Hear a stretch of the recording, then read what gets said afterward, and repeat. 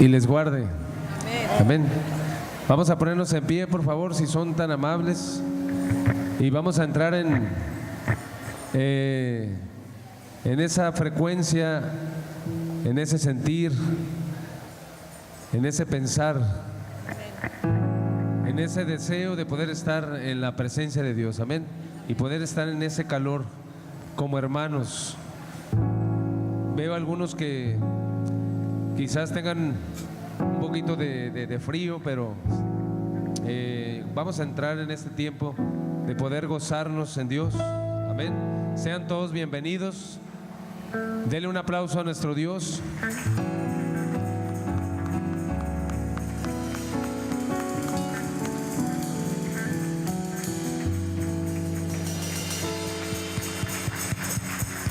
Saludamos a alguien que esté aquí por primera vez. Puede levantar su mano para saber que aquí está alguien que lo invitaron en esta mañana. ¿No hay?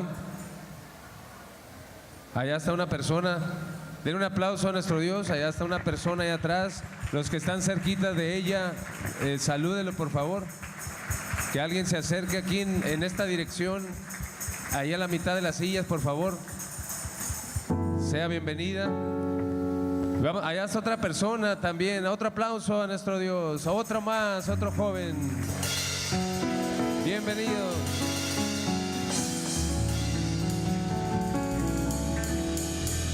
Gracias a Dios. Nos alegramos, nos gozamos porque es bueno. Es bueno cuando hay personas nuevas y que sin duda hacemos esa labor de poder poner a Cristo, presentar a Cristo a las personas, o pueden ser de otras iglesias, ¿verdad? A que nos acompañen en este lugar.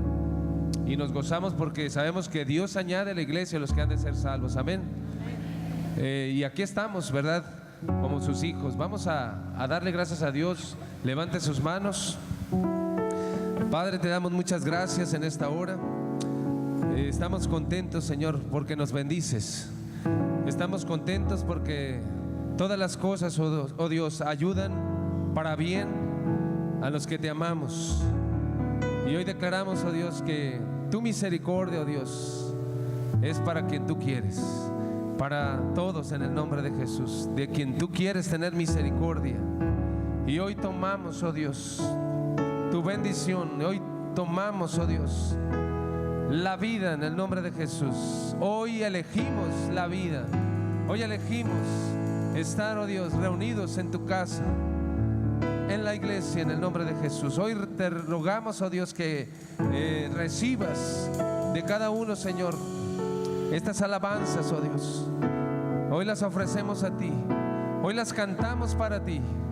Hoy reconocemos que tú eres digno, que tú eres bueno, que para siempre es tu misericordia, Señor.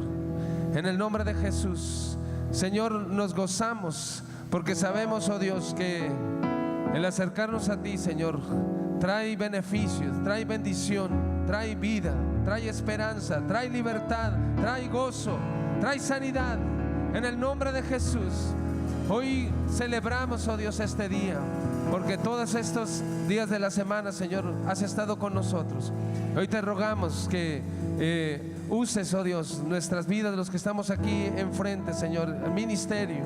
Que bendigas al que va a llevar tu palabra, Señor. Que unjas sus labios, su corazón preparado, Dios, para poner, Señor, tu palabra, palabras que son verdad y son vida, en Cristo Jesús.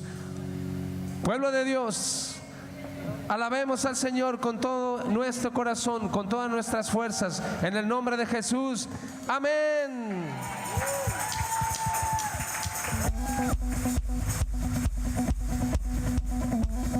Muévelos todos, batid las manos, aclamad al Señor con voz de júbilo.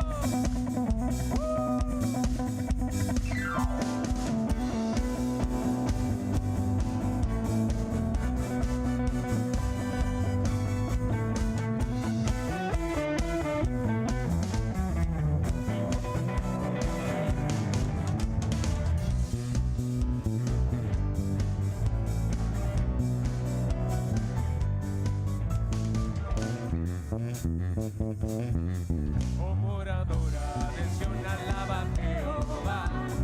Grandes son tus maravillas. Oh moradora de Sión, alaba a Jehová. Grandes son tus maravillas. Los montes y collados a mi amado buscaré. Grande es su hermosura.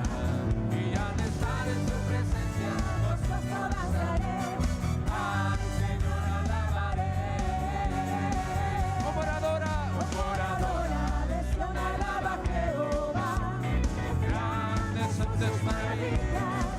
Oh moradora de Sión, alaba a Jehová. Grandes son tus maravillas. Sobre los montes y collados a mi amado buscaré. Grande es su hermosura. Y al estar en su presencia, gozoso danzaré.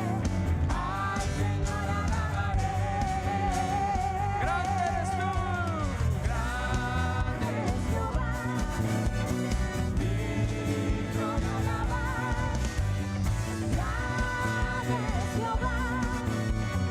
Digno de alabar. Digno de alabar. Digno de alabar. Tú eres grande, Jehová. Grande es tu nombre.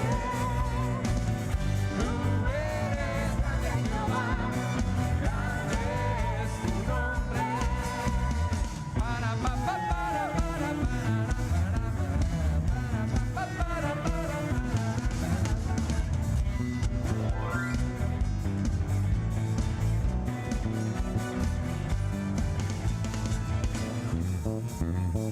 alábale. Moradora de Sión, alaba a Jehová. Grandes son sus maravillas. Oh moradora de Sión, alaba a Jehová. Grandes son tus maravillas. Los montes y collados a mi amado buscaré. Grande es su hermosura. Y al estar en su presencia, gozoso danzaré. Al Señor alabaré. Grande, grande es Jehová. Digno de alabar. Grande es Jehová. Digno de alabar. Digno de alabar. Digno de alabar. Tú eres grande, Jehová. Grande es tu nombre. Tú eres grande, Jehová. Tú eres grande. Tú eres grande, Jehová. Grande es tu nombre. Tú eres grande, Jehová. Grande es tu nombre.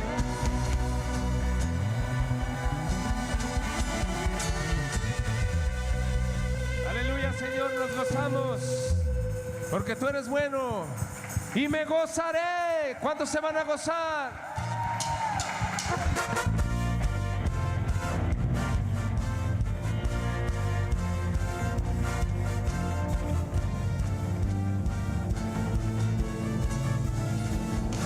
Me gozaré en tu presencia, Jehová, con todas mis fuerzas gritaré.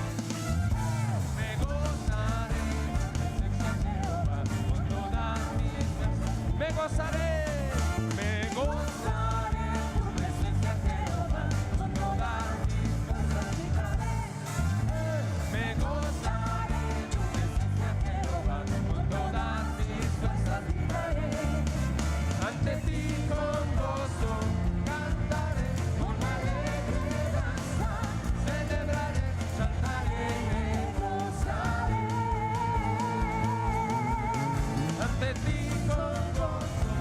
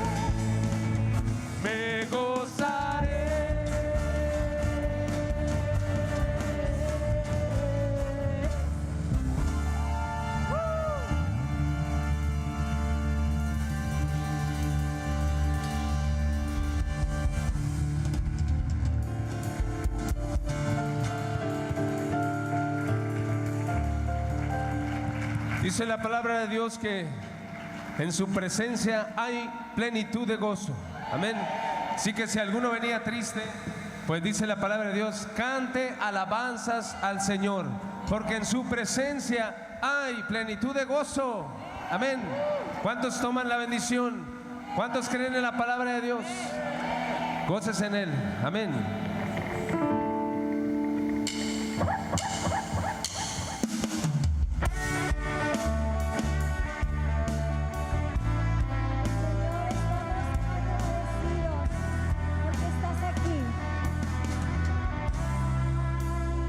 Nos sorprendes, Señor. Tú nos sorprendes. Hoy, Señor, tus hijos están agradecidos por tu presencia, porque tú nos has dejado entrar, Señor, a tus atrios. Hoy bendecimos tu nombre. Hoy nos unimos a una sola voz, en una sola voz y en un mismo amor para adorarte. Hoy levantamos nuestras manos en señal de rendición. Hoy levantamos nuestro corazón para adorarte y decirte que te amamos. Queremos decirte, haz tu voluntad, Señor. Haz tu voluntad en mi vida. Haz tu voluntad, Señor, en mi casa. Haz tu voluntad en mi ciudad y en este país, Señor, en tu nación. Te adoramos, Señor. Recibe todo el honor, todo el honor. Abba, Padre, te damos gracias por tu Hijo Jesucristo. Gracias por tu Espíritu Santo que se mueve con poder en nosotros. Digno, digno, santo eres tú, santo eres tú.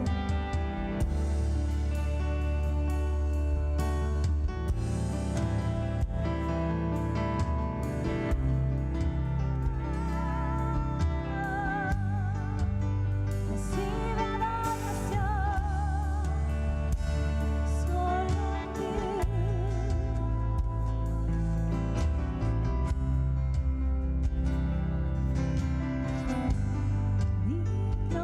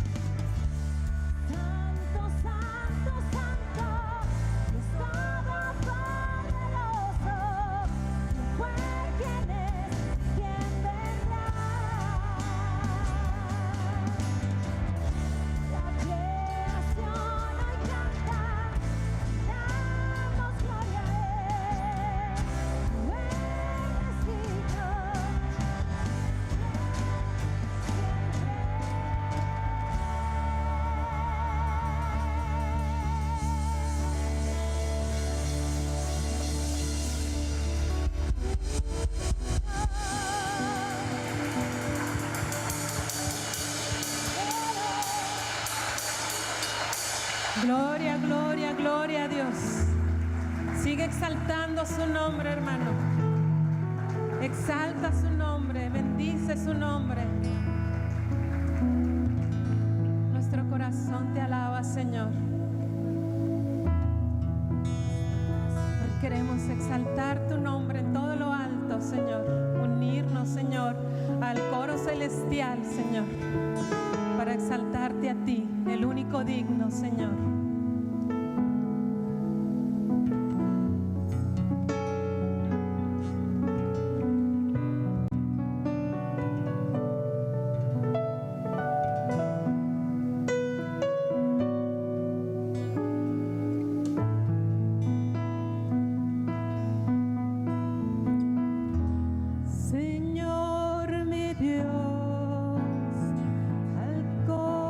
Contemplar los cielos.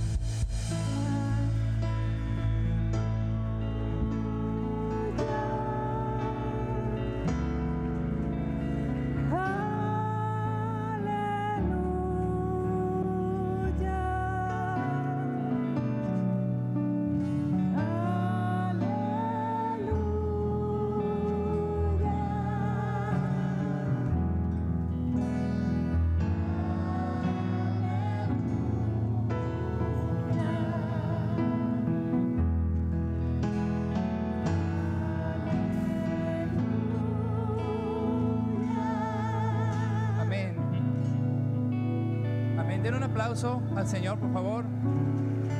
Yo creo que Él se merece toda nuestra adoración, nuestra alabanza, nuestra gratitud. Es un privilegio estar aquí. Es un privilegio servir al pueblo del Señor. Cada domingo estar entre ustedes, hermanos. Y si a usted le gustaría abrazar al Señor, yo creo que a todos nos gustaría. Lo más cerca que puede hacer de eso es abrazar a su hermano.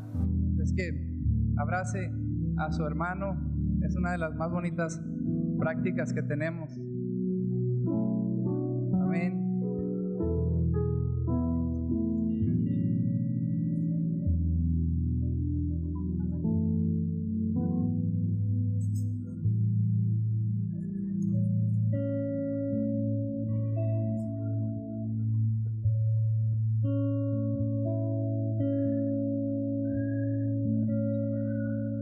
Gracias a los hermanos, son una bendición los hermanos de la música y las panderistas, los coros y todos los hermanos que por amor al Señor hacen posible esto. Usted estaba contento esa mañana. Yo creo que es el día más bonito de la semana, sin lugar a dudas, el día del Señor.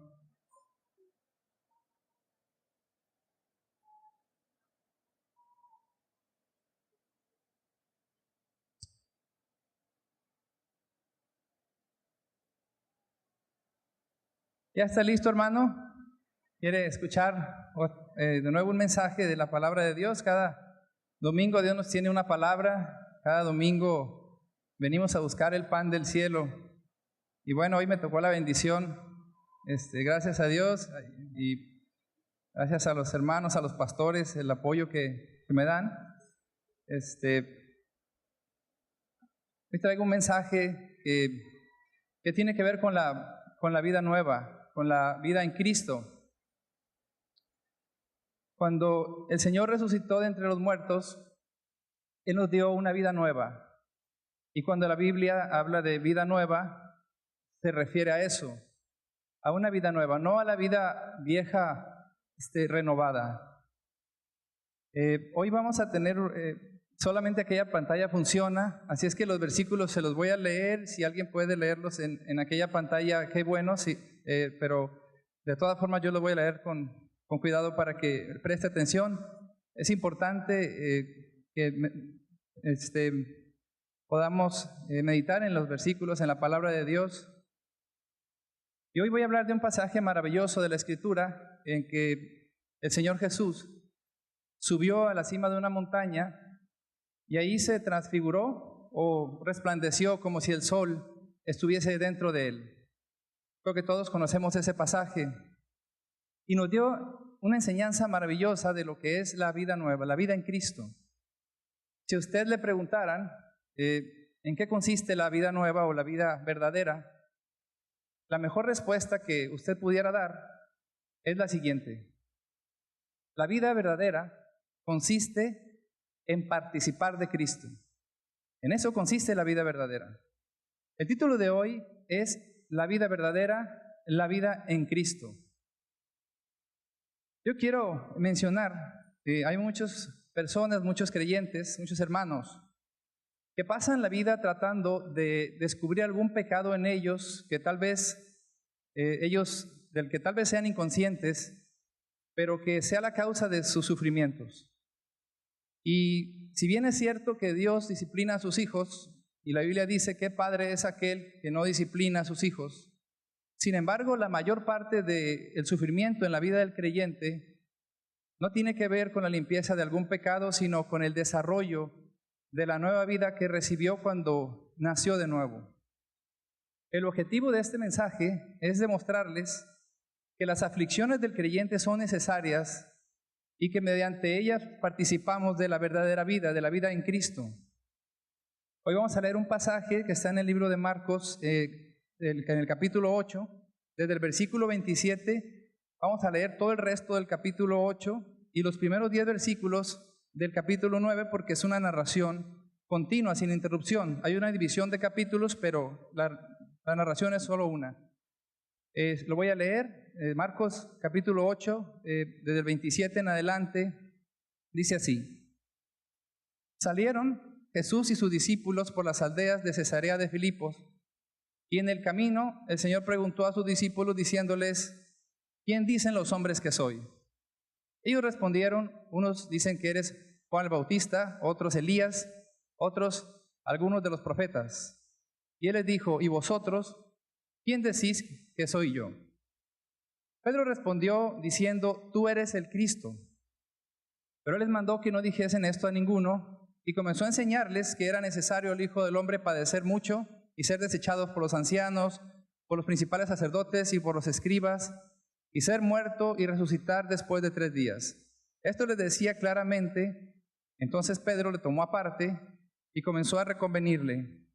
Pero él, volviéndose y mirando a los discípulos, reprendió a Pedro diciendo: quítate de delante de mí, Satanás, porque no pones la mira en las cosas de Dios, sino en las de los hombres. Y llamando a la gente y a sus discípulos les dijo: si alguno quiere venir en pos de mí, niéguese a sí mismo y tome su cruz y sígame. Porque todo el que quiere salvar su vida la perderá, y todo el que pierda su vida por causa de mí y del evangelio la salvará. Porque ¿qué aprovechará al hombre si ganare todo el mundo y perdiere su alma? ¿O qué recompensa dará el hombre por su alma?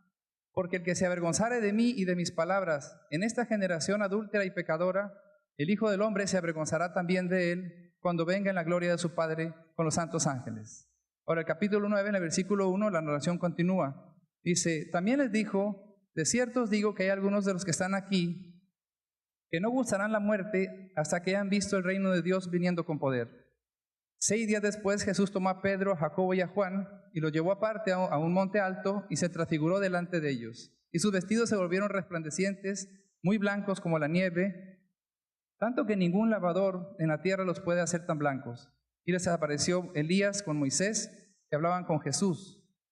Entonces Pedro dijo a Jesús: Maestro, bueno es para nosotros que estemos aquí y hagamos 3 enramadas, una para ti, una para Moisés y una para Elías, porque no sabía de lo que hablaba, pues estaban espantados. Entonces vino una nube que los hizo sombra, y desde la nube una voz que decía: este es mi Hijo amado, a él oíd. Y luego cuando miraron no vieron a nadie consigo, sino a Jesús solo, y descendiendo ellos del monte les mandó que a nadie dijesen lo que habían visto, sino cuando el Hijo del Hombre hubiese resucitado de los muertos. Y guardaban la palabra entre sí, discutiendo qué sería aquello de resucitar de los muertos. Hoy le voy a dar 3 puntos en el tema de la vida verdadera. ¿En qué consiste la vida verdadera? En primer lugar, la vida verdadera consiste de testimonio. La vida verdadera consiste del testimonio correcto de Cristo. Él le dijo a los discípulos: ¿quién dicen los hombres que soy? ¿Qué testimonio tienen de mí? El contexto en este pasaje es el siguiente. Habían pasado 2 años, 8 meses desde que el Señor empezó su ministerio público. Faltaban 7 meses para la crucifixión. Él había alimentado a 5,000 familias en Galilea, y ellos trataron de hacerlo un rey terrenal. Él rechazó, repudió la idea de que lo hicieran un rey terrenal, y él comenzó a hablarles de las verdades profundas. Él les habló de la necesidad de entregarse a su señorío. Él habló de comer su carne y de beber su sangre, y la mayoría lo abandonó. Y ese fue el fin del ministerio en Galilea. Poco después, unos días después, alimentó a 4,000 familias en Decápolis, pero ellos también buscaban el pan terrenal y perdieron la oportunidad. Los fariseos allí lo retaron a que hiciera una señal pública que respaldara sus pretensiones mesiánicas, una señal del cielo, lo cual el Señor rechazó y se marchó. Y también fue el fin del ministerio en Decápolis. Las masas que lo seguían lo abandonaron. Todo parecía una derrota. Si el reino era terrenal, prácticamente había fracasado. El problema con ellos es que tenían el concepto equivocado del Mesías, el testimonio equivocado sobre el Señor Jesús. El Mesías no era un medio de conquista terrenal, Él era un medio de conquista celestial. Él no venía a mostrarnos cómo conquistar la tierra, no vino a ayudarnos a realizar nuestras ambiciones terrenales. Él vino a poner el cielo a nuestro alcance. No es suficiente creer en Dios la Biblia dice que también los demonios creen. No es suficiente saber que Jesús es Dios, Elohim es Dios, pero es un Dios que no podemos conocer, es un Dios aterrador. Jesús es Dios con nosotros. Jesús es la oferta misericordiosa de Dios para el hombre. Él es Dios a nuestro alcance, al alcance del pecador. Jesús es la respuesta de Dios a la miseria del hombre. Cuando el hombre cayó, cuando el hombre pecó, cayó en una condición tan lastimosa que el vivir en esa condición habría sido una condenación terrible. Así que cuando Adán pecó, si lo recuerda, Dios lo sacó del huerto para que no tuviera acceso al árbol de la vida, para que no comiera y viviera para siempre en esa condición. Acompáñame al libro de Génesis capítulo 3, vamos a leer versículo 24 para recordar este momento.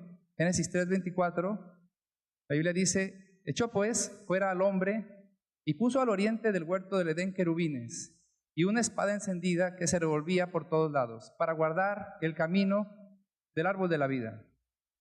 Usted tiene que entender que esto es el establecimiento del trono de la gracia.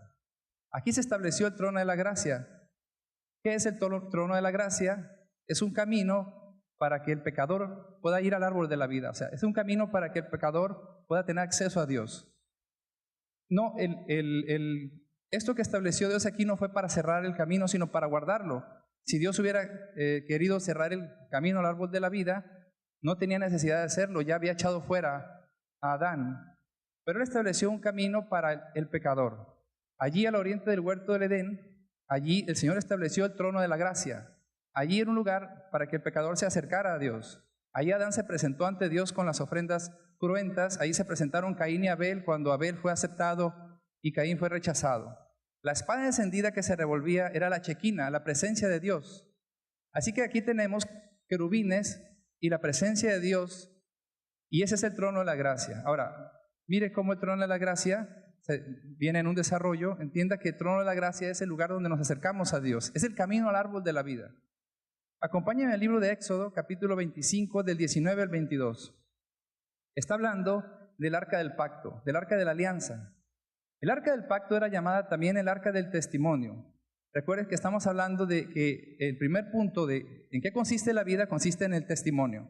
Y el arca del pacto se llamaba también el arca del testimonio. En Éxodo 25, del 19 al 22, se lo voy a leer, dice: harás pues un querubín en un extremo y el otro querubín en el otro extremo.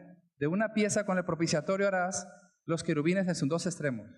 Y los querubines extenderán por encima de las alas, cubriendo con sus alas el propiciatorio, sus rostros, el uno frente al otro, mirando el propiciatorio, los rostros de los querubines. Y pondrás el propiciatorio encima del arca, y en el arca pondrás el testimonio que yo te daré. Y allí me declararé a ti, y allí hablaré contigo sobre el propiciatorio, de entre los dos querubines que están sobre el arca del testimonio, todo lo que yo te mandare para los hijos de Israel. El testimonio está para guardar el camino al árbol de la vida. ¿Qué era el testimonio? El testimonio eran las dos tablas de la ley. Eran dos piedras labradas, escritas por dos lados, escritas por el mismo dedo de Dios, pero ahora estaban dentro del arca. Era una caja sagrada donde se derramaba la sangre. La tapa del arca se llamaba el propiciatorio. Así es que el camino a la vida era la ley reivindicada por la sangre. Ese es un punto técnico, se lo voy a preguntar al final o lo voy a retomar al final. O sea, ¿por qué la ley tiene que ser compensada? Porque el camino a la vida era un camino para el pecador. El pecador es un transgresor de la ley. Así que de nuevo, el punto que quiero que recuerde bien es que el camino a la vida es la satisfacción de la ley. Lo voy a volver a explicar al final. El camino a la vida es la satisfacción de la ley. Ahora, el propiciatorio era una cubierta de madera que estaba bañada en oro, y ahí se derramaba la sangre del sacrificio. A los lados había querubines labrados. Allí entre los querubines se manifestaba la columna de fuego. La nube luminosa que seguía Israel en el desierto descendía en el tabernáculo, en el lugar santísimo, y ahí sobre el propiciatorio se presentaba en forma de una espada de fuego, una columna de fuego o una lengua de fuego. Era la presencia de Dios. Ahí hablaba con Moisés. Ahí entre los querubines, ahí se encontraba el pecador con Dios. Ahora, veamos de nuevo el desarrollo del trono de la gracia. Voy a volver al capítulo 9 de Marcos, voy a leer del 2 al 4. Ya lo leímos, pero lo voy a leer de nuevo. Marcos 9 del 2 al 4 dice: 6 días después, Jesús tomó a Pedro, a Jacobo y a Juan y los llevó aparte solos a un monte alto, y se transfiguró delante de ellos. Y sus vestidos se volvieron resplandecientes, muy blancos como la nieve, tanto que ningún lavador de la tierra los puede hacer tan blancos. Y les apareció Elías con Moisés, que hablaba con Jesús. En el libro de Mateo dice que el rostro del Señor resplandeció como el sol. Así que la piel santa del Señor se volvió translúcida y Él nos dejó ver dónde se encontraba la chequina, dónde estaba la presencia de Dios. Estaba tras el velo de carne. Y ahí estaban los querubines. Ahí estaban representados por Moisés y Elías. Ahora, ¿por qué Moisés y por qué Elías? Los querubines están ahí para guardar el camino al árbol de la vida. La palabra guardarlo significa vigilarlo. Y los querubines representan los guardianes vigilantes. Y aquí Moisés y Elías aparecen como los querubines para guardar el camino. Recuerde, el trono de la gracia es el camino al árbol de la vida. Y ellos, tanto Moisés como Elías, señalan y vigilan el único camino. Elías representa la profecía, como todos sabemos. Elías es el más notable de los profetas y Moisés es el representante de la ley. La Biblia dice que la ley nos fue dada por medio de Moisés. Y tanto lo uno como lo otro señalaban a Cristo como el camino a Dios. ¿Por qué es esto? Porque toda la ley exigía la muerte del Mesías. Porque la ley exige la muerte del pecador. Como el pecado entró al mundo por un hombre y por el pecado la muerte, así la muerte pasó a todos por cuanto todos pecaron. Así que el pueblo debía morir o el representante. Pero si hay un camino a la vida, no es para que el pueblo muera, porque no sería entonces un camino a la vida, sino a la muerte. Si hay un camino a la vida es para que muera el representante del pueblo, el sustituto. Y ahí está Moisés, el gran legislador, representando a la ley. Asimismo, toda la profecía señalaba la muerte del Mesías. Toda la profecía hablaba de un varón justo sobre quien Jehová cargaría el pecado de todos nosotros. Y todos los sacrificios eran una profecía de ello. Toda la ley ceremonial era una profecía. Así que Elías, representando la profecía, hablaba de la muerte del Mesías. Ellos, en lugar de los querubines, representan una mejor idea de cómo guardar el camino al árbol de la vida. Ellos, como representantes de sus ministerios, tanto la ley como los profetas, están para vigilar. ¿Qué es lo que tienen que vigilar? Ellos tienen que vigilar que Cristo vaya a la cruz. Ellos tenían que ir y prácticamente obligar a Cristo a ir a la cruz. Es como si estuviera parado Elías y Moisés señalando a Cristo, diciéndole, tienes que ir a la cruz. Al ponerse como nuestro representante, la Biblia dice que ellos hablaban con Jesús acerca de su partida, es decir, de su muerte, la cual sería llevado a cabo desde Jerusalén. Así que ellos estaban ahí para llevar a Cristo a la crucifixión. Pero ellos no son Elías y Moisés, ellos como su persona, sino como su ministerio lo declaraba. Es decir, la ley y la profecía están ahí para llevar al Cristo a la cruz. La profecía es la verdad anticipada de Dios. Es decir, toda la profecía anunciaba el sacrificio del Mesías. Y tanto la ley como la profecía anunciaban la muerte obligatoria del Mesías. Él se puso como nuestro representante. Es decir, el Señor preguntó a los discípulos, ¿quién dicen los hombres que soy? Él les dijo, ¿qué testimonio tienen de mí? Pedro quiso evitar que él fuera a la cruz. Jesús no es solamente Dios, Él es la misericordia de Dios manifestada. Por eso cuando Él le preguntó a Pedro, ¿y vosotros quién dicen que soy? Pedro no dijo, tú eres Dios, que habría sido una verdad, pero una verdad incompleta. Él dijo, tú eres el Cristo de Dios. Es decir, Jesús es Dios en la carne, es Dios en carne humana, ungido para ser nuestro sacrificio, nuestro representante en el juicio. Para participar de Cristo, primero tenemos que tener el testimonio correcto de Cristo. Tenemos que tener el concepto correcto. Así es que el primer punto es el testimonio. El segundo punto de en qué consiste la vida es identificación. La vida en Cristo consiste en la identificación correcta. Pedro respondió correctamente. Él dijo, tú eres el Cristo de Dios, pero después parece que no había entendido su misma respuesta porque él trató de evitar que el Señor fuera a la cruz. Él le dijo al Señor, Señor, ten misericordia de ti, nunca tal cosa te acontezca. Todos sabemos que el Señor lo reprendió y nos dio la lección que todo el que quiera ser un seguidor del Señor tiene que tomar la cruz y seguirlo. Es decir, la vida verdadera tiene que ver con nuestra identificación de Cristo. Si tenemos el concepto correcto, tenemos la identificación correcta. nosotros nos identificamos con sus sufrimientos, nosotros participamos de ellos. Es decir, cuando el hombre fue creado a la imagen de Dios. La imagen de Dios es justicia y santidad. Y justicia y santidad significa que el hombre fue hecho conforme a la ley, conformado a la ley de Dios.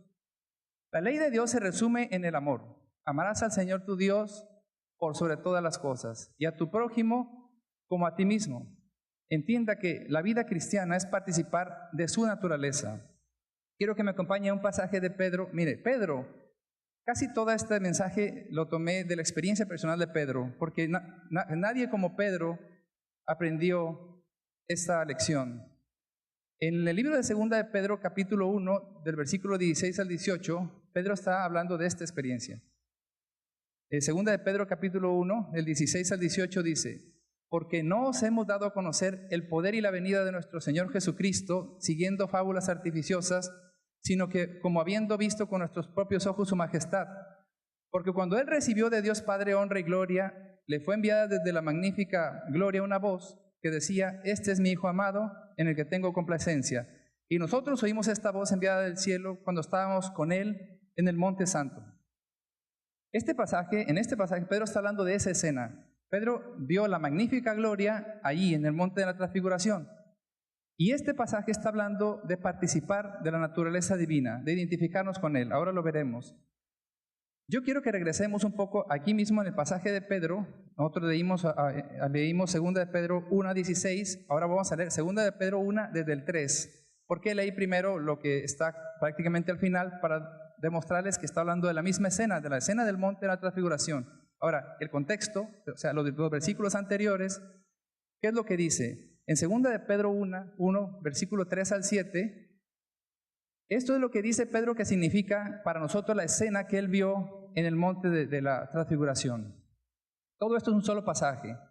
2 de Pedro 1:3 dice: como todas las cosas que pertenecen a la vida y a la piedad nos han sido dadas por su divino poder, mediante el conocimiento de aquel que nos llamó por su gloria y excelencia, por medio de las cuales nos ha dado grandísimas y preciosas promesas, para que por ellas llegases a ser participantes de la naturaleza divina, habiendo huido de la corrupción que hay en el mundo a causa de la concupiscencia, vosotros también, poniendo toda diligencia por esto mismo, añadid a la fe virtud, a la virtud conocimiento, al conocimiento dominio propio, al dominio propio paciencia, a la paciencia piedad, a la piedad afecto fraternal, y al afecto fraternal, amor. Mire, él dice: las cosas que pertenecen a la vida nos fueron dadas por su divino poder. El medio para obtenerlas es el conocimiento de Él, del que nos llamó a su gloria. Está hablando de la gloria que vio en el Monte de la Transfiguración. El medio, dice, para obtener esas, dice, bueno, esta gloria fue el medio por el que nos dio grandísimas y preciosas promesas. ¿Cuáles son las promesas? El llegar a ser participantes de su naturaleza. Lo que Él está diciendo es que Él nos mostró esa gloria para que participáramos de ella, para llegar a ser participantes de su naturaleza. No está hablando de cuando estemos en el cielo, porque no habrá dicho añadida a la fe virtud y a la virtud dominio propio. Está hablando de la vida en Cristo, de la nueva vida. Ahora, volvamos al versículo que leímos más adelante, 2 de Pedro 1, 16 al 18. Dice: porque no os hemos dado a conocer el poder y la venida del Señor Jesús, siguiendo fábulas artificiosas, sino como habiendo visto con nuestros propios ojos su majestad. Porque cuando recibió de Dios el Padre honra y gloria, le fue enviada de la magnífica gloria una voz que decía: este es mi Hijo amado, en el cual tengo complacencia. Y nosotros oímos esta voz enviada del cielo cuando estábamos con Él en el Monte Santo. Este pasaje narra la experiencia de Pedro en la montaña. Pedro nunca lo olvidó. Esa experiencia lo dejó marcado de por vida. Y Pedro, es inspirado por el Espíritu Santo, nos da la aplicación práctica para la vida. El árbol de la vida era un árbol que al comerlo producía la vida eterna. Todos sabemos que el Señor Jesús lo aplicó a sí mismo. Él dijo: el que me come no morirá. El que come mi carne tiene vida eterna. El que bebe mi sangre tiene vida eterna. Él dijo: mi carne es verdadera comida, mi sangre es verdadera bebida. Así que el comer la carne y la sangre nos da vida eterna. Y Él está hablando de sus aflicciones, porque es ahí donde se desarrolla la fe. Cuando usted está en una aflicción y aunque angustiado decide confiar en Él, usted deposita la confianza en Él, La fe se desarrolla porque Él no defrauda la fe. Y así se establece la relación con el Señor. Entienda que al hablar de ser participantes de la naturaleza divina, nos habla de participar del Cristo de Dios. No del Dios que está sentado en las alturas, sino del Cristo divino, del Mesías sufriente. Si Cristo nos hubiese redimido con oro, con plata o piedras preciosas, la manera de identificarnos con Él sería volvernos ricos y redimir a otros con ese dinero. Pero Él nos redimió con su sangre, que significa con sus sufrimientos. Entonces la manera de identificarnos con Él es mediante el sufrimiento. ¿Pero por qué el sufrimiento? El sufrimiento por causa de ser seguidor de Cristo, por ser discípulo de Cristo. Esta es la razón por la que la mayoría de las personas tropiezan y cambian el cristianismo por ceremonialismo. Es más fácil cumplir con las ceremonias que con las demandas de la cruz. Son nuestras aflicciones sumadas a nuestra confianza en Él, la forma en cómo comemos el árbol de la vida. Eso es comer la carne y beber la sangre del Señor, y eso es la forma en que participamos de su naturaleza. Ahora, ¿cuál es la naturaleza divina? Ya lo dijimos, santidad y amor. Dios nos llamó a la cima de una montaña. Cuando nosotros permitimos que Él desarrolle su naturaleza en nosotros, nos lleva a la cima de la montaña. Entonces allí brillamos. Él nos llamó a brillar como Él. ¿Y cómo sucede eso? Permitiendo que Él desarrolle su naturaleza en nosotros. Mire, ahí está en el libro de Mateo capítulo 5, del 14 al 16. Mateo 5, del 14 al 16 dice: Vosotros sois la luz del mundo. Una ciudad asentada sobre un monte no se puede esconder, ni se enciende una luz y se pone debajo de un almud, sino sobre el candelero, y alumbra a todos los que están en la casa. Así alumbre vuestra luz delante de los hombres, para que vean vuestras buenas obras y glorifiquen a vuestro Padre que está en los cielos. Él pagó por nosotros. Él satisfizo las demandas de la ley. Pero Él no lo dejó allí. Él esfuerza la ley en nosotros. Es decir, nos lleva a ser como Él, nos lleva a la santidad y al amor. Él no nos salva y permite que su ley sea dejada de lado. Mire, allí mismo el siguiente versículo, Mateo 5, ahora el 17. Mateo 5, 17 y 18, dice lo siguiente: No penséis que he venido a abrogar la ley o los profetas. Recuerde que aquí está la ley representada en Moisés y los profetas representados en Elías. No he venido a abrogar la ley o los profetas, no he venido para abrogar, sino para cumplir. Porque de cierto os digo que hasta que pasen el cielo y la tierra, ni una jota ni una tilde de la ley pasará hasta que todo se haya cumplido. Ahora, ¿por qué le dije que el amor y la santidad... O sea, ¿por qué le dije que Dios, Él nos lleva al amor y a la santidad? Y eso es esforzar la ley. Porque la santidad es la otra cara del amor. Y la ley es ambas con otro nombre. Es decir, todo es lo mismo. La santidad es guardar la ley. El amor es el resumen de la ley. Toda la ley se resume en el amor. Todos lo sabemos. Amar a Dios y amar al prójimo. ¿Y cómo amamos a Dios y al prójimo? Al vivir en santidad. Al guardarnos de pecado. Porque el pecado lastima. Nadie puede pecar sin dañar a los demás. Nadie peca solo. El pecado lastima a nuestro prójimo y lastima a Dios. ¿Y cómo es eso? Si un hombre adultera, le rompe el corazón a su esposa y a sus hijos. Si un joven se quita la vida colgándose de una cuerda, en un lado de la cuerda está su cuello y del otro lado el corazón desgarrado de su madre. Nadie puede pecar sin lastimar a los demás. Ahora, ¿por qué el pecado lastima a Dios? Esto es muy importante, porque Dios es amor. Entienda que el pecado es contra el amor. Si Dios no nos amara, si Dios no sintiera un profundo amor por nosotros, el pecado no lo lastimaría. El pecado ciertamente le causaría indignación justa, como le sucede en realidad. Le causaría furor santo, como en verdad Él lo siente, pero no le rompería el corazón a Dios. Él diría: si ustedes se quieren ir al infierno, pues allá ustedes, a mí me da igual. Pero Dios nos amó tanto que entregó a su Hijo. Entienda lo siguiente. Dios es el dueño de todas las cosas. Él es el dueño del universo. Él podía haber entregado por nosotros cualquier cosa, los tesoros escondidos en las constelaciones, pero nos entregó lo más preciado para Él.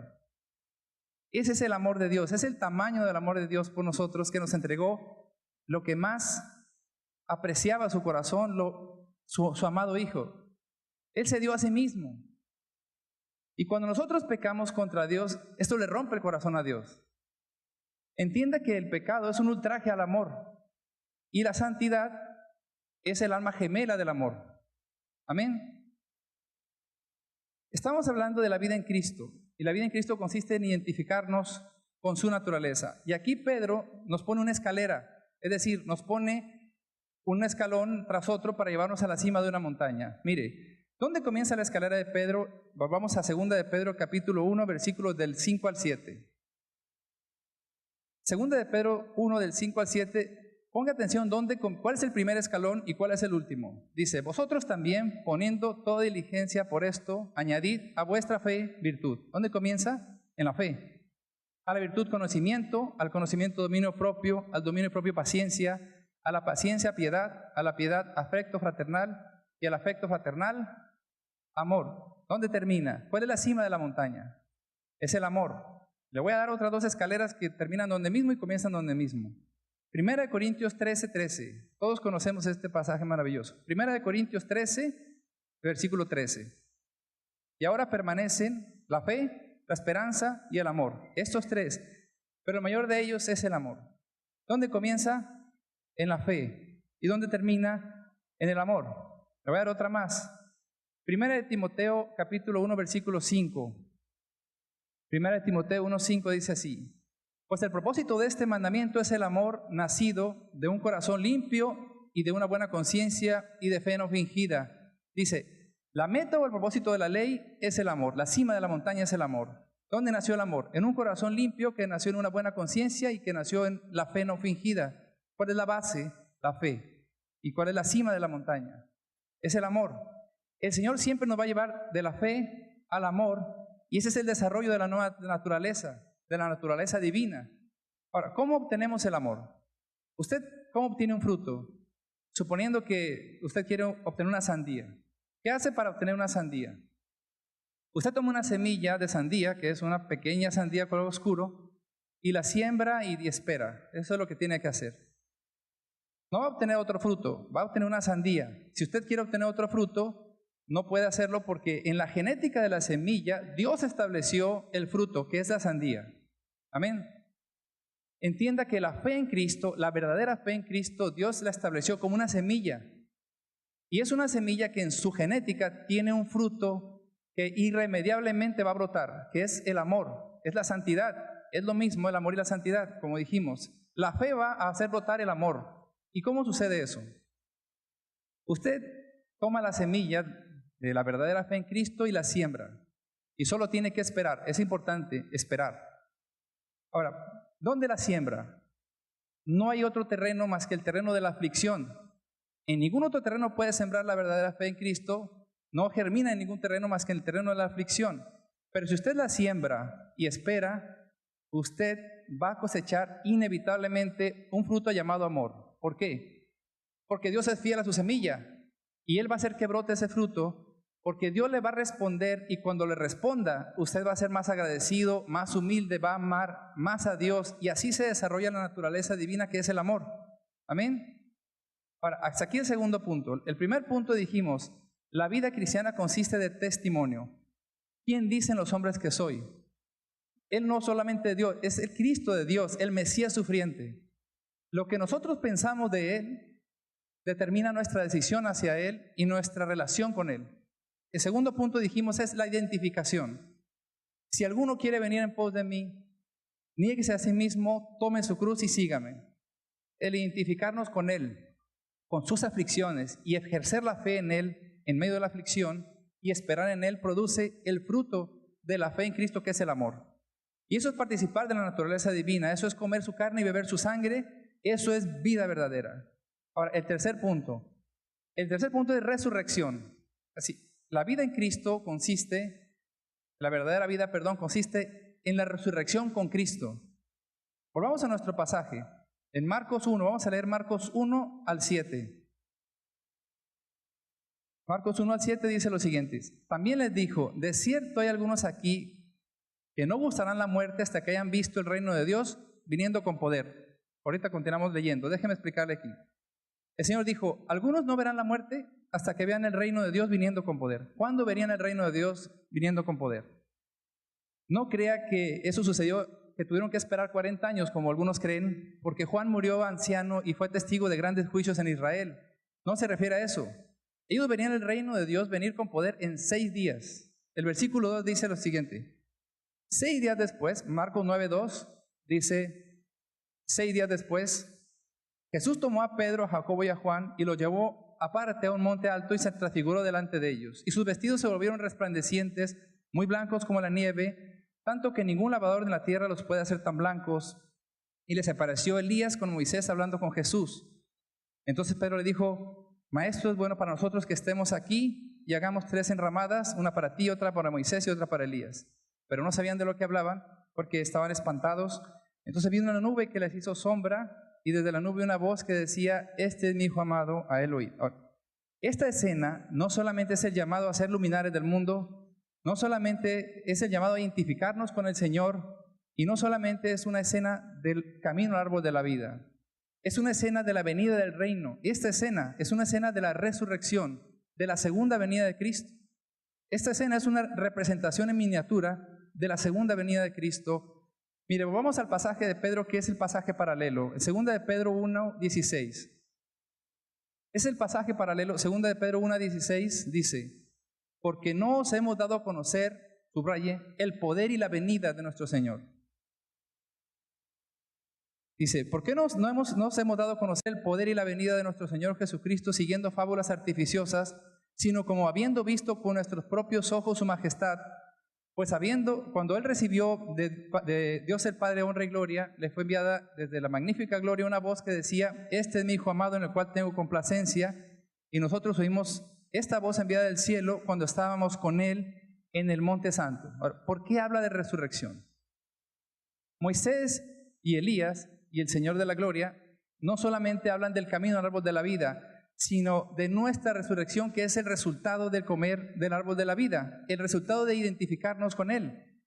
Ahora, ¿por qué representa la segunda venida de Cristo? ¿Qué va a suceder cuando el Señor venga con las personas, los creyentes que estén vivos y los que estén en su sepultura?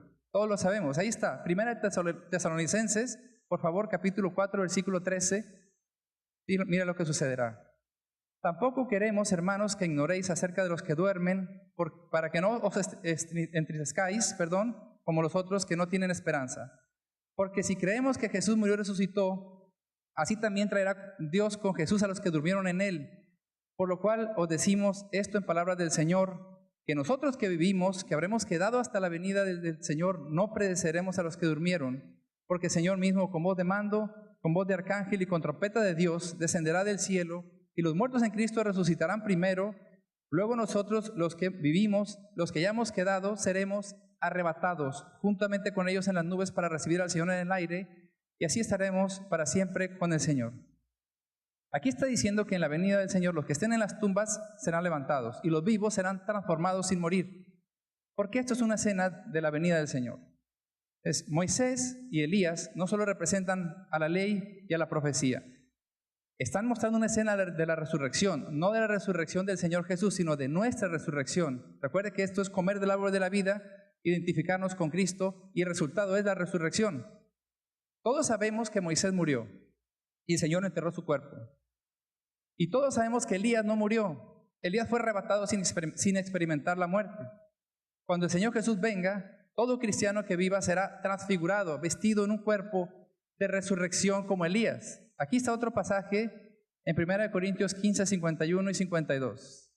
1 Corintios 15, 51 dice, he aquí os digo un misterio.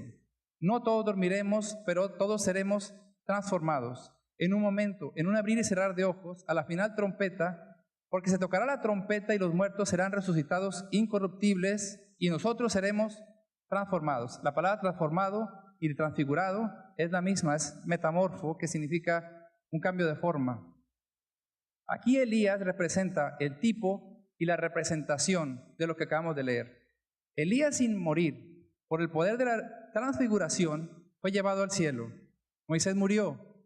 Pero otra cosa que se verificará cuando el Señor venga es que los muertos serán levantados, la corrupción se vuelve incorrupción, la mortalidad se vuelve inmortalidad. Como tipos, estos representan las dos grandes manifestaciones del poder del Señor en su segunda venida. Estas son las dos clases que van a ser transformadas.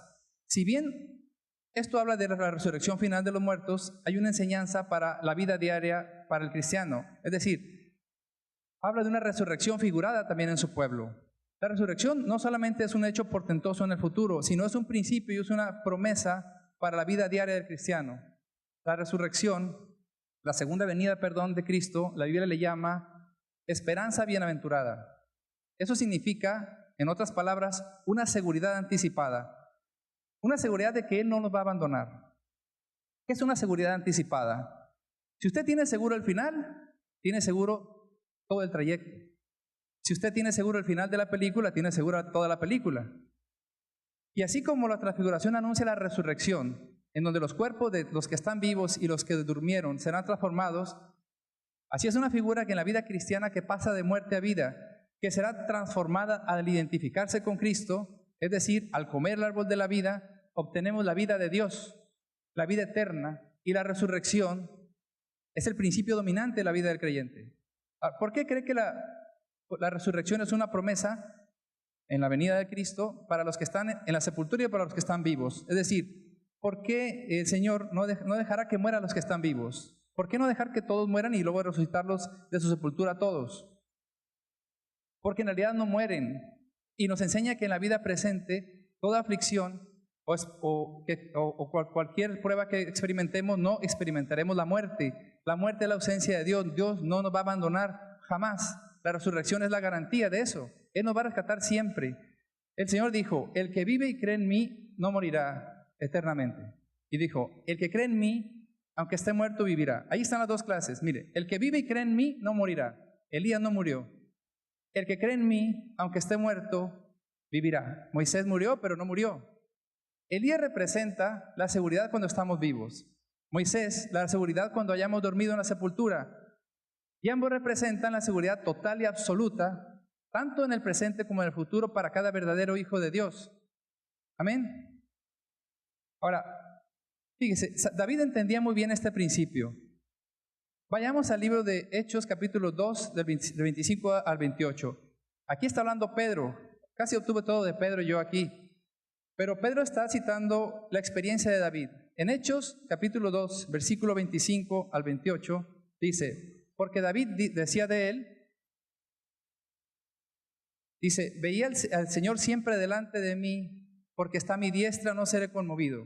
Por lo cual se alegró mi corazón y se gozó mi lengua, y mi carne descansará en esperanza.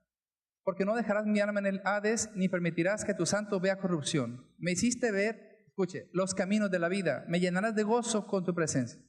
Ahora, David está hablando de su experiencia personal, que claro se aplicaría en profecía al Mesías.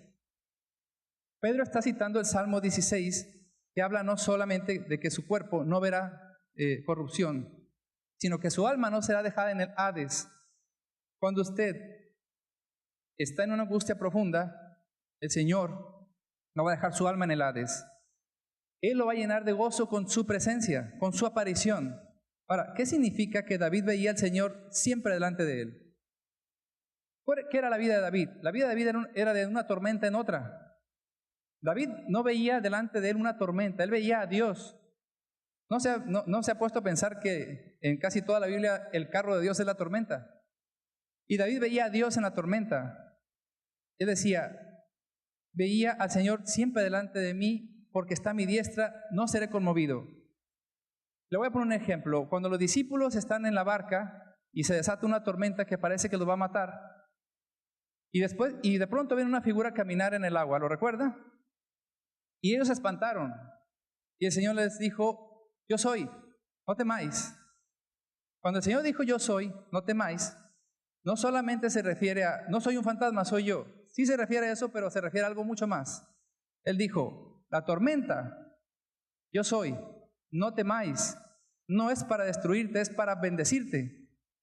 Y mire cómo le llama esto los caminos de la vida. Me hiciste ver los caminos de la vida. Estamos hablando de en qué consiste la vida. Piense en lo que el Señor dijo. De cierto hay algunos aquí que no verán muerte hasta que vean el reino de Dios viniendo con poder. Suponga que usted está en una angustia grande, que no puede hacer nada, pero puede ir al Señor. Usted ora, está afligido, preocupado, usted ha decidido confiar en Dios, depositó su confianza ahí, espera en Él. Pero le asalta una duda. ¿Llegará la respuesta a tiempo? ¿Llegará el Señor a tiempo? De pronto usted fija su mirada en la Biblia y hay un pasaje en la Escritura que parece que salta de la Biblia cuando lo lee. Dice, no experimentarás la muerte hasta que veas el reino de Dios viniendo con poder. ¿Ya lo entendió? Es una promesa para hoy. Es decir, si nosotros decimos, a veces las dudas nos asaltan, y si yo fallo, si mi fe falla, si no lo hago bien, ¿el Señor me librará? El Señor no nos libra por nuestra fidelidad, si no, no libraría a nadie. Si su fe no tiene la estatura para soportar la aflicción que hoy tiene, de eso se trata. El Señor nunca nos pone una prueba en que nuestra fe no sufra. Si su estatura es de 7, Dios le pone una prueba de 9 y Él le ayuda. Y cuando usted es librado, entonces usted pasa al nivel de 9. Recuerde que ese es el ascenso a una montaña. Él nos libra por su fidelidad. Él nunca dijo a los discípulos, porque dudaron no los voy a librar. Él es el perfume del amor en persona, personificado. Él le dijo a Pedro, hombre de poca fe, ¿por qué dudaste? Pero a la vez sostenía su mano. Amén. Mire, David entendía muy bien este principio, que no dependía de él, sino del amor de Dios. En el Salmo 143, versículo 11 y 12, mire lo que dijo David. Salmo 143, versículo 11. Por tu nombre, oh Jehová, me vivificarás. Por tu justicia sacarás mi alma de angustia, y por tu misericordia disiparás a mis enemigos y destruirás a los adversarios de mi alma, porque soy tu siervo, dice. ¿Cuál es la razón? Por su nombre, por su justicia y por su misericordia, la del Señor. ¿Hay algo de usted aquí? ¿Hay algún atributo de David o de usted? Son los atributos de Él, la causa de nuestra liberación. Ahora, mire cómo la manifestación no solamente será al final de los tiempos. Vayamos de nuevo a Primera de Pedro. ¿Por qué tomé este pasaje del Evangelio de Marcos? Usted lo puede encontrar en Lucas y en Mateo también. Porque el Evangelio de Marcos es el Evangelio de Pedro en realidad. Pedro es el que redactó el Evangelio, Marcos solamente lo escribió. Y nadie mejor que Pedro entendió lo que significaba esta visión en el monte. Y esto lo vemos desde su primera carta, desde el primer versículo de la primera carta que Pedro escribió a la iglesia. Él resumió todo lo que acabamos de explicar. Y desde el primer versículo, él dijo, que la vida del creyente consiste en aflicciones y liberaciones repetidas, en reproducir la muerte y la resurrección del Señor, y ese es el fruto, y eso produce el fruto de vida eterna. Aquí está, vamos a leerlo en 1 de Pedro capítulo 1, desde el 3 hasta el 9. 1 de Pedro capítulo 1, del 3 al 9, por favor, dice: Bendito el Dios y Padre de nuestro Señor Jesucristo, que según su grande misericordia nos hizo renacer para una esperanza viva por la resurrección de Cristo de entre los muertos, para una herencia incorruptible, subrayero, ahora le voy a explicar, para una herencia incorruptible, incontaminada e inmarcesible, reservada en los cielos para vosotros, que sois guardados por el poder de Dios mediante la fe para alcanzar salvación que está preparada para ser manifestada en el tiempo postrero, en lo cual vosotros os alegráis, aunque ahora por un poco de tiempo, si es necesario, tengas que ser afligido en diversas pruebas, para que sometida a prueba vuestra fe, mucho más preciosa que el oro, el cual, aunque perecedero se prueba con fuego, se hallada en alabanza, gloria y honra cuando sea manifestado Jesucristo, a quien amáis sin haberle visto, en quien creyendo, aunque ahora no lo veáis, os alegráis con gozo inefable y glorioso, obteniendo el fin de vuestra fe, que es la salvación de vuestras almas. ¿Ve cómo las aflicciones lo llevan a la salvación de su alma?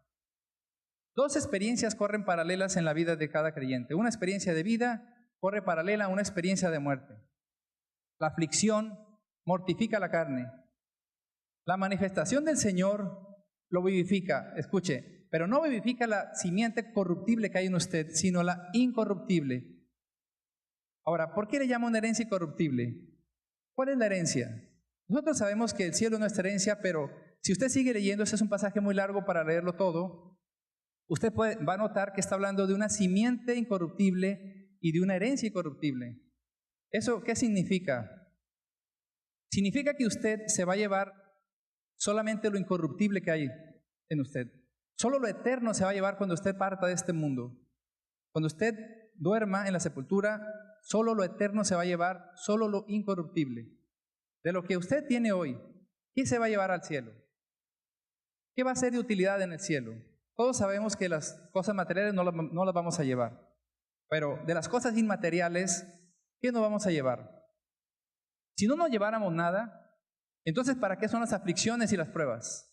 ¿Por qué no simplemente hacemos una religión y nos vamos a vivir allá a la Guyana como los seguidores de Jim Jones y vivimos en una comunidad de hermanos esperando la venida del Señor?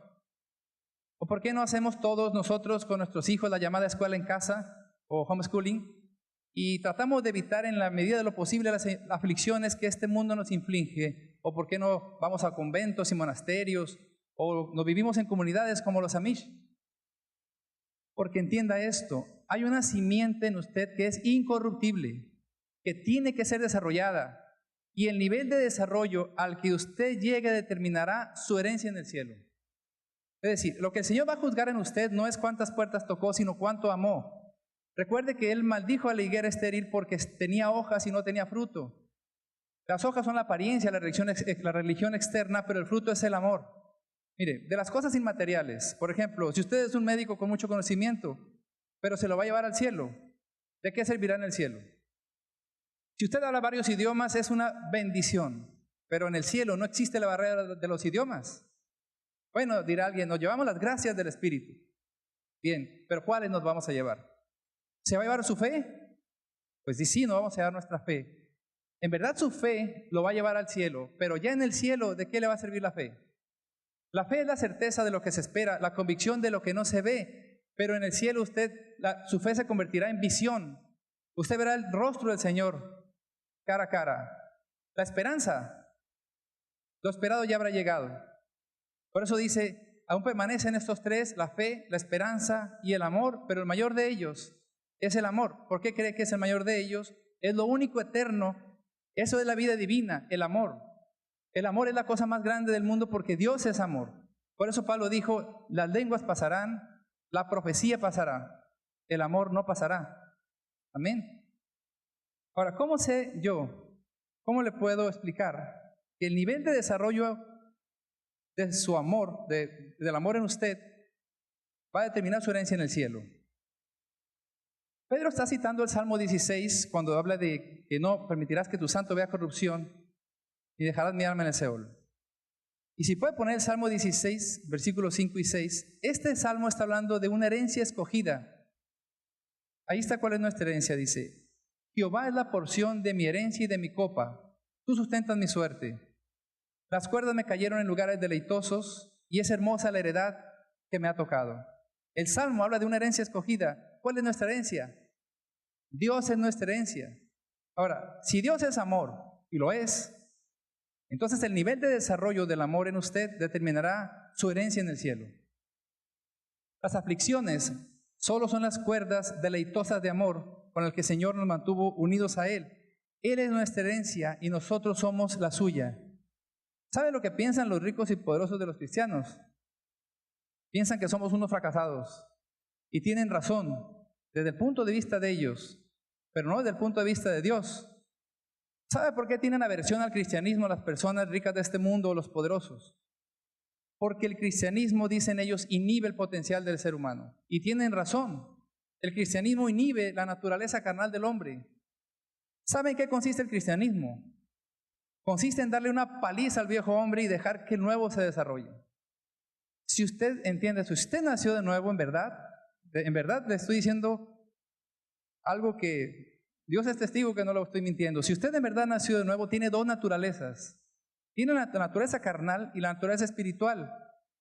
La naturaleza carnal es corruptible, la espiritual no. Dios mortifica la naturaleza carnal al tiempo que vivifica la espiritual.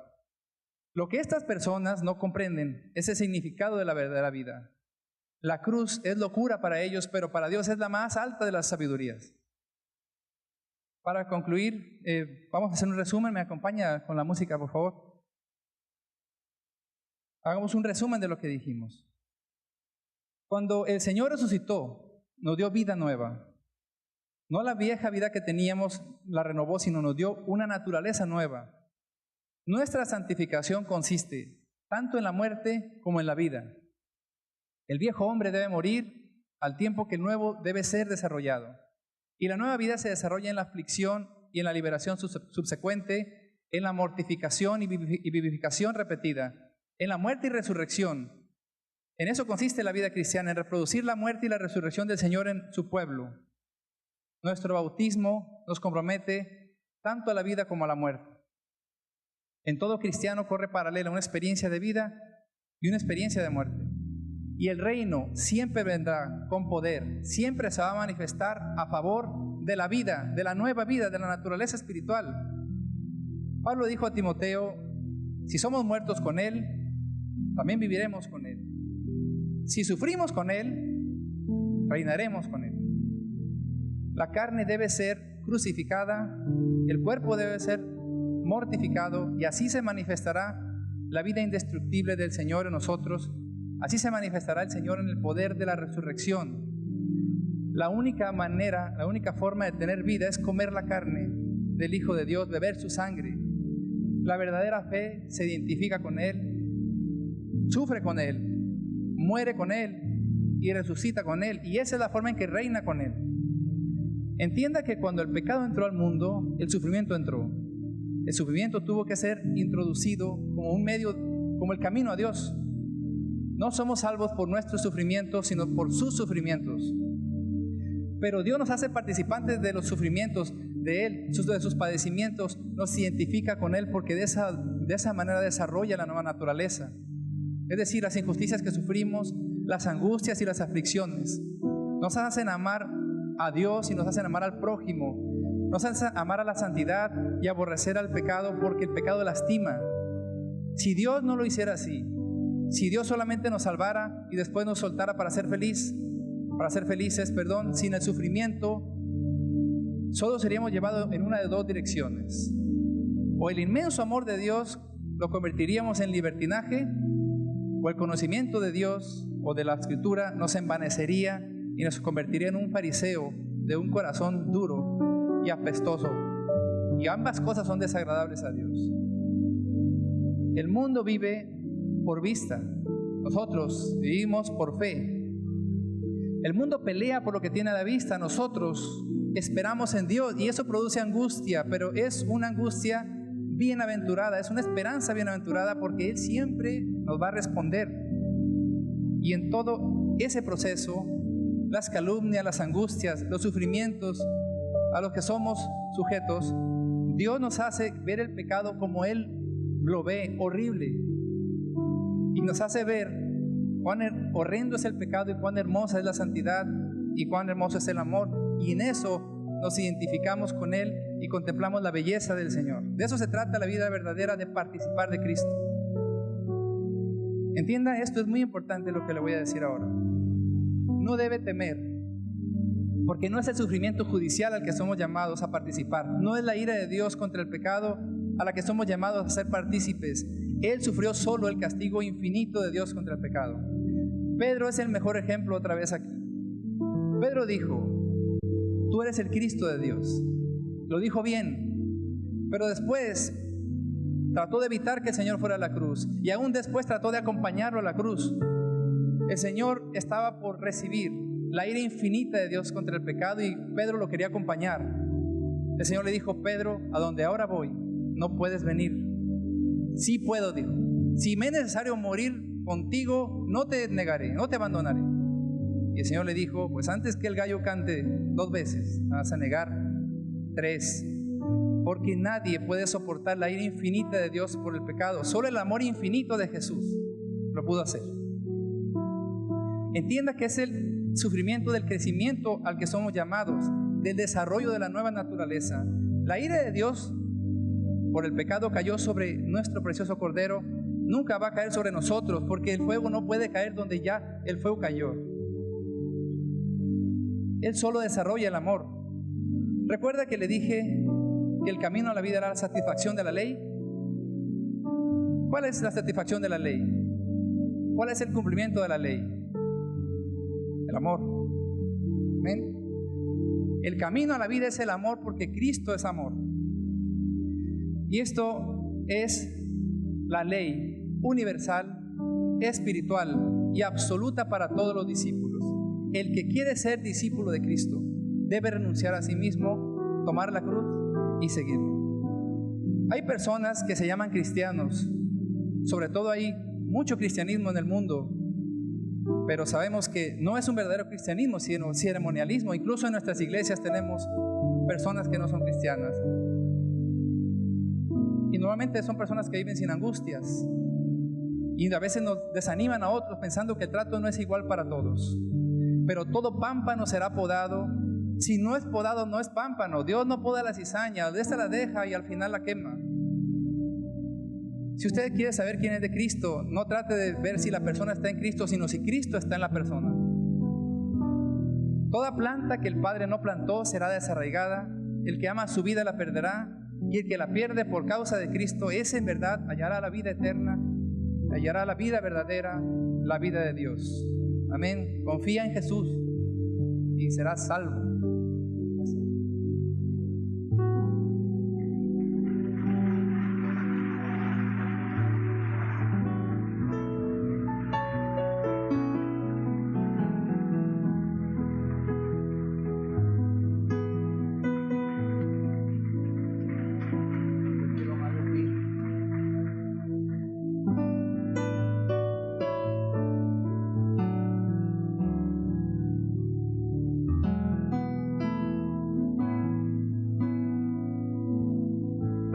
Cierre sus ojos un momento.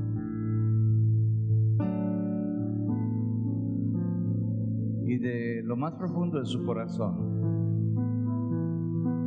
levante esta plegaria y esta oración, cantando. Yo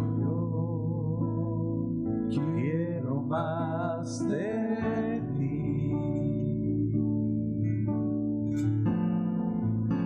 Habitar en tu presencia, menguar para que crezcas tú, y cada día seré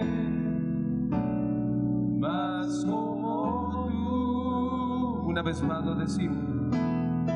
Yo quiero más de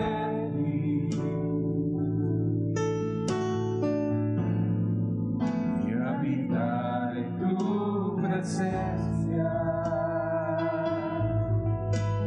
menguar para que crezcas tú, cada día seré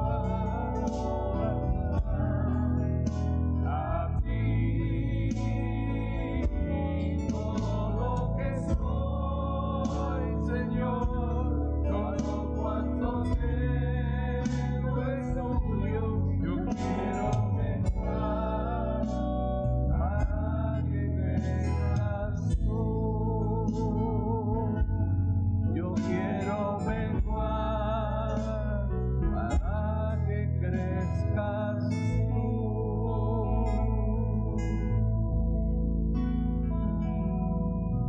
Diga conmigo: Señor, gracias por tu palabra. Recibimos esta palabra y la revelación de tu Espíritu en nuestras vidas.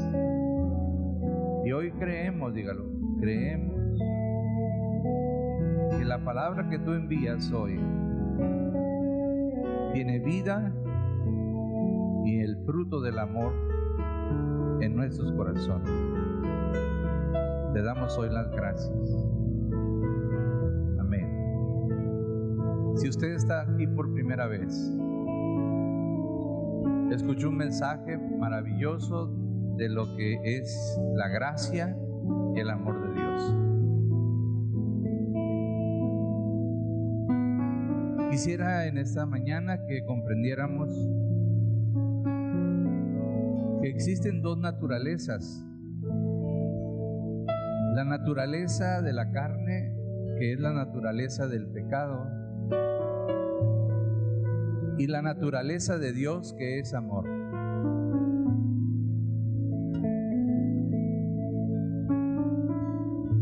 Escuchábamos tres pasos bien importantes para poderlos entender por revelación divina. Número uno, que usted y yo tenemos que entender que vivir la vida de Cristo, la vida en Cristo Jesús, empieza por tener un testimonio correcto.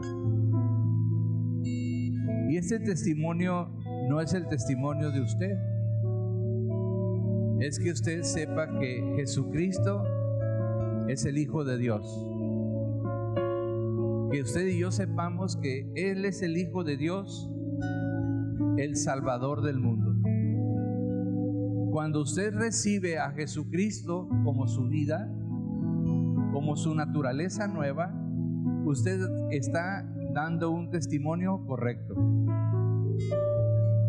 Diga conmigo: cuando recibimos a Jesucristo como nuestra vida, usted está dando un testimonio correcto. Está diciendo: Cristo es nuestra vida, es mi Salvador, es mi Señor. El testimonio es importante porque nos lleva a un camino del amor de Dios y del propósito de Dios. El siguiente paso que se estableció fue identificación. Muchas personas piensan que porque ya recibimos a Jesucristo y Él perdonó nuestros pecados, ¿sí?, entonces ya todo está hecho. En realidad en Cristo Jesús todo está hecho, pero hay una parte de nuestra vida que debe de morir, la naturaleza de la carne, para poder que la naturaleza de Dios, que es amor, resplandezca. Identificarnos, entender que así como el sufrimiento de Cristo lo llevó a la cruz del Calvario, así también la vida del cristiano entra en un proceso en donde lo terrenal tiene que ser quitado. La naturaleza de la carne y del pecado tiene que ser quitada. La naturaleza de la carne representa la oscuridad, ausencia de Cristo, ausencia de luz. La persona que recibe a Jesucristo recibe vida en su espíritu, pero en su alma existen áreas de oscuridad que ahora tienen que entrar en un proceso hasta que Cristo sea formado, la naturaleza de Cristo, el amor de Cristo sea formado en ellos. Puede decir amén a esto, ¿verdad? De manera que entonces cuando usted recibe la bendición del testimonio y da testimonio de que Jesucristo es su Salvador y Él le perdonó sus pecados, ahora entramos en el camino de la identificación. Entramos en un camino en donde Cristo tiene que ser formado. Pero ahora oíamos en el mensaje de esta mañana, no es que el pecado que hay en nosotros, en el alma, ya no entra sobre un juicio, sino que entra en un propósito de Dios de librarnos de ello. para que la vida de Cristo sea formada en nosotros. Y cuando nosotros entendemos que el librarnos tiene que ver con morir al pecado, tiene que ver con la muerte, dígalo conmigo, tiene que ver con la muerte, para poder que venga ¿qué? La vida de Cristo, y Cristo sea formado en nosotros. Y ese es el principio del proceso de Dios. Diga conmigo, el cielo no está aquí, el cielo está allá. Otra vez dígalo, el cielo no está aquí, el cielo está allá. Aquí estamos para prepararnos para ir allá. ¿Y qué es lo que va a ir allá? Decía el mensaje de esta mañana, lo que de Cristo se ha formado en usted. Solamente lo que de Cristo se haya formado en nosotros es lo único que puede ir a Él, porque en Cristo Jesús es lo único. Y finalmente todos los actos de nuestra vida tienen que ir en base al amor.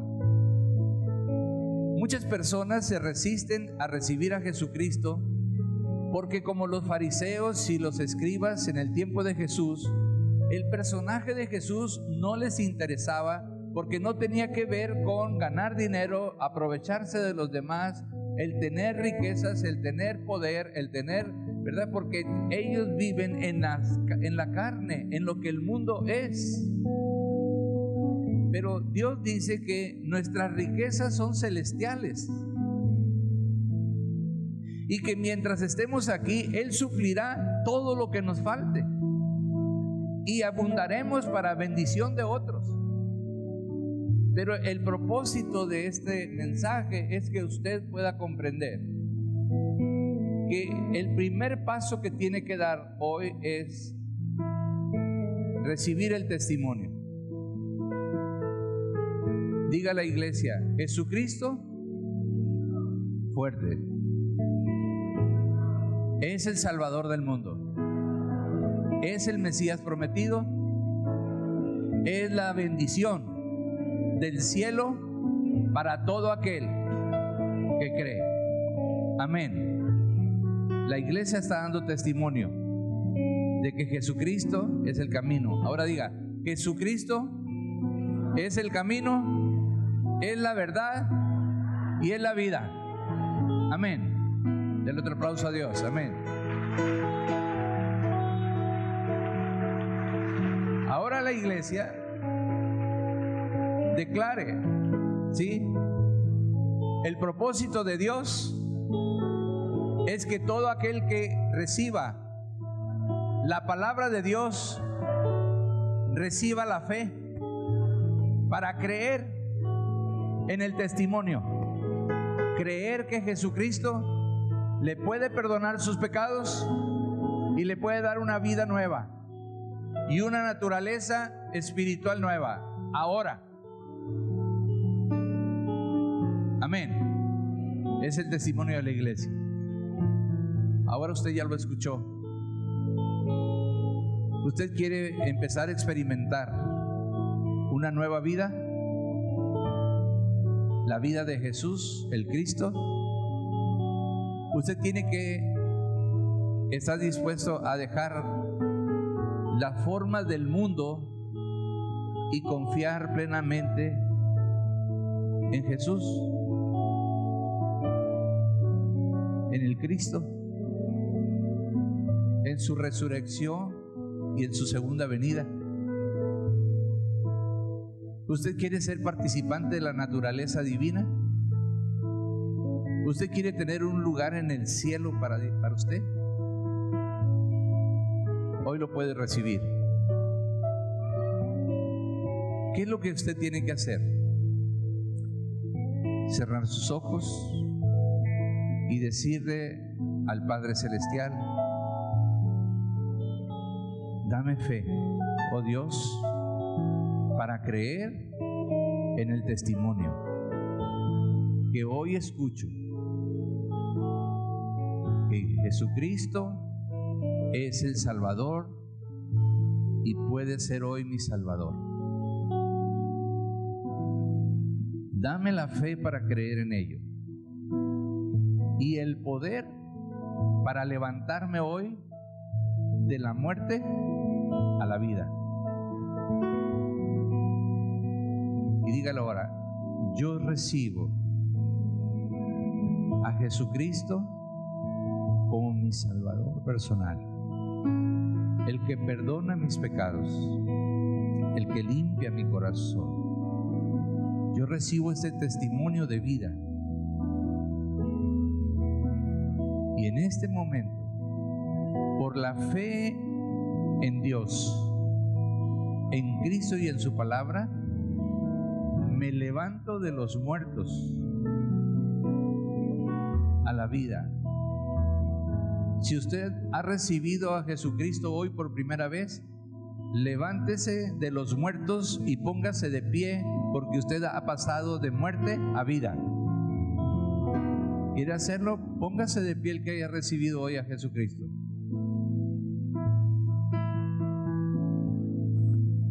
¿Hay alguien que haya recibido a Jesucristo? Ahí hay dos personas. ¿Quién más? Manténgase en pie. Han nacido de nuevo. ¿Alguien más? Hoy es el día. No se puede ir usted sin Cristo. El testimonio. ¿Alguien más quiere recibir? Aquí hay otra persona más. Otra persona más. ¿Quién más quiere recibir a Jesús? No podemos irnos sin que usted se lleve la bendición de Dios y la vida. ¿Alguien más quiere recibir esta bendición? Gloria a Dios. Amén. ¿Alguien más quiere levantarse de la muerte a una nueva vida? Dios lo bendiga. Amén. ¿Alguien más que quiera levantarse? Gloria a Dios. Aleluya. Amén.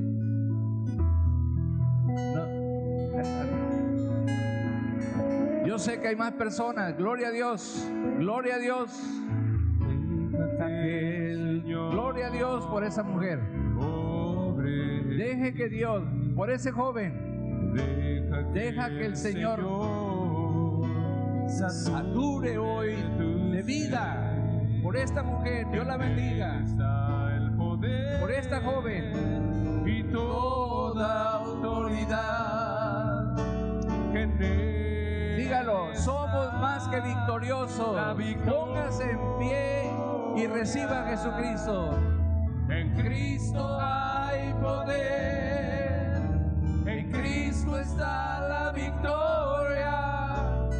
Él es el Rey y toda autoridad. En Cristo hay poder, en Cristo está la victoria. Él es el Rey y toda autoridad. Permítele al Señor que viva en ti. Ismael, atrás de ti hay dos personas. En tu corazón hay dos personas atrás de ti. Que entre, levántate y dales un abrazo. En él está la victoria. En Cristo hay poder. En Cristo Gustavo, está la victoria. Él es el Rey. Denles un abrazo. Y toda autoridad. Han nacido de nuevo. En Cristo hay poder. En Cristo está la victoria. Él es el Rey y toda autoridad. Él es el Rey y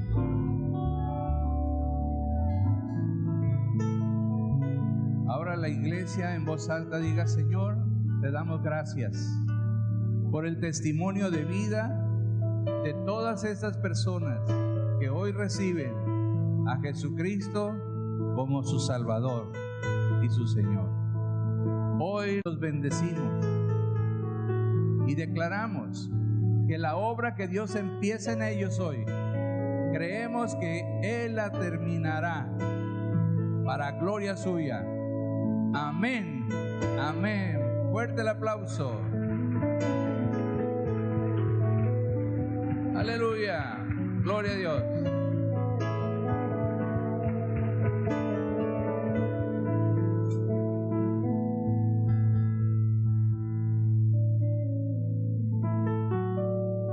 Gracias a Dios porque en ese tiempo se dio testimonio bien bonito y bien hermoso de la vida de nuestro hermano Guadalupe León. Y creo que la iglesia debe dar un aplauso por la vida de ese hombre. Fuerte el aplauso. Amén.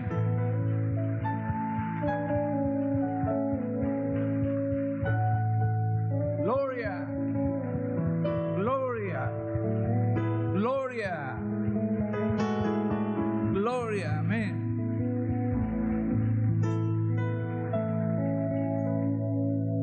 Me llenó tanto escuchar no solamente de las personas de la iglesia, sino de personas que tuvieron que ver con el trabajo de él, personas que lo conocieron, amigos de él. Escuchar siempre, hombre recto, buen hombre, ¿verdad? Confiable, con una buena familia,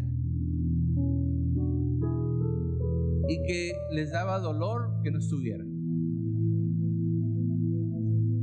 Cada vez que escuchaba esos testimonios me sentía parte de él porque era parte de mi vida. Él es parte de mi vida.